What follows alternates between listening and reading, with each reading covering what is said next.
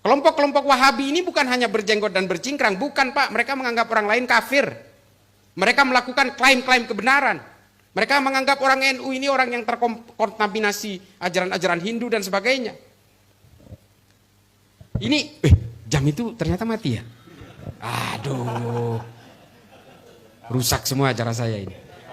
Ya, jadi Bapak Ibu sekalian, para kiai, mohon maaf, saya kadang-kadang sok tahu ini di depan ini. Kadang-kadang saya dianggap, wah ini Cak Islah ini banyak literatur, ini pinter. Bukan Pak, saya cuma lebih dulu dari orang aja, lebih dulu tahu dari orang lain kadang-kadang. Ini yang kadang-kadang orang, wah ini cerdas. Enggak, saya ini sama, kita ini belajar semua. Tapi memang Pak, itu mobil saya itu setengahnya buku Pak.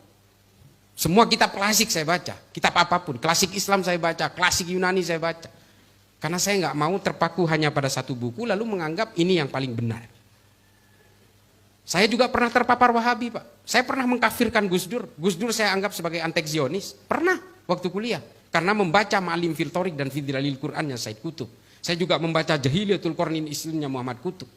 Saya baca semua. Jihadiyah Tarbiyahnya Muhammad Azzam saya baca. Sehingga apa? Semua orang ini menjadi musuh saya. Saya enak sekali ngelihat logo NU itu. Saya sempat seperti itu. Ini apa? Ini ada tambangnya ini. Memang mau ngegeret apa? Betul. Saya mengkhianati pemikiran-pemikiran ulama terdahulu. Termasuk kakek saya hianati. Tapi kemudian saya berpikir, ya Allah, kalau saya ini terus begini, saya akan menjadi robot orang lain. Saya membaca buku sebanyak-banyaknya hingga akhirnya saya menulis salah satu buku saya yang pertama yang diterbitkan di Indonesia, namanya Islam dan HAM dalam Pandangan Nurholis Majid. Di situ saya betul-betul mempelajari pemikiran Nurholis Majid, Fazlur Rahman, Buya, Syafi'i Ma'arif, Gus Dur dan sebagainya. Sehingga otak saya terbuka. Saya menulis buku sudah 3 Pak. Yang satu Sidewalk of Manhattan. Ini terbitnya di Kanada, di Ontario. Yang kedua adalah Islam dan HAM dalam Pandangan Nurholis Majid. Yang ketiga adalah Intoleransi dan Radikalisme, Kuda Troya, Politik dan Agama. Ini semua bisa dilihat di Gramedia. Bukan promosi enggak, karena kalau beli ya Gramedia juga yang kaya, saya biasa aja. Nah, ini yang ingin saya sampaikan kepada bapak-bapak ibu sekalian, para kiai, para ulama, para asatid. NU ini harus betul-betul dipersolid. Kita harus betul-betul menggunakan rasio berpikir kita bahwa NU ini adalah target utama dari berbagai gerakan ideologi transnasional, khilafah, salafi, wahabi dan sebagainya. Ini kan cuma mereka bertakiyah dan gak mau ngaku. Akhirnya mereka nyusup ke dalam, menggerus kita satu persatu. Hingga akhirnya kita betul-betul tidak kokoh lagi. Dan setelah kita tidak kokoh lagi, kita kemudian betul-betul bisa dirubuhkan serubuh-rubuhnya bersama seluruh negara ini.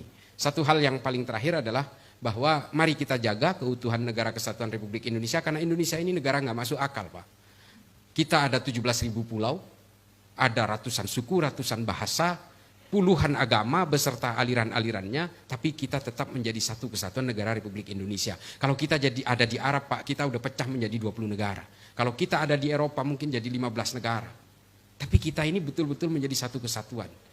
Ini yang harus kita selamatkan, kita pertahankan untuk NKRI, Pancasila, dan tentu saja untuk perekat dari semua perbedaan ini, kita dalam satu entitas yang bernama Nahdlatul Ulama. Akhiran ihdinas siratal mustaqim wallahul muwafiq ila aqwamit thoriq. Wassalamualaikum warahmatullahi taala wabarakatuh.